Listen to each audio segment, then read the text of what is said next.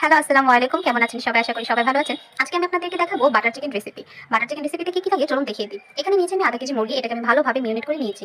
সব পদের মশলা দিয়ে মেরিনেট করে আধা ঘন্টা রেখে দিয়েছি। এখানে নিয়েছি আমি বাটার, কাঁচামরিচ, কাজু বাদাম, পেঁয়াজ, রসুন, এগুলো আমি ব্লেন্ড করে নিব টমেটোর সাথে। এখানে নিয়েছি আমি ক্রিম, রান্নার সময় ক্রিমটা ইউজ করতে হবে। এখানে নিয়ে নিয়েছি টমেটো, আর ওইগুলো ভালোভাবে ব্লেন্ড করে নিতে হবে আমার। চলুন রেসিপিটি দেখিয়ে দিই। এখানে নিয়েছি আমি বাটার, যেহেতু এটা বাটার চিকেন অবশ্যই আমার বাটার দিতে হবে।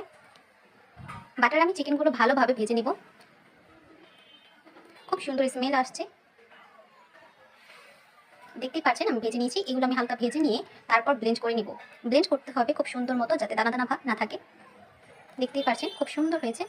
দিয়ে দিলাম বাটার, তারপর মিক্সিংটি আমি দিয়ে দিলাম, ব্লেন্ড করা মিক্সিংটি ভালোভাবে নেড়ে চেড়ে রান্না করে নিতে হবে। তারপর দিয়ে দিব আমি এগুলোর সাথে চিকেনগুলো দিয়ে আর 5 থেকে 10 মিনিট ভালোভাবে নেড়ে চেড়ে দিয়ে দিলাম বা ক্রিম। ব্যাস হয়ে গেল আজকের রেসিপি বাটার চিকেন। আশা করি আপনাদের ভালো লেগেছে রেসিপি। যদি ভালো লাগে থাকে লাইক করতে একদমই ভুলবেন না।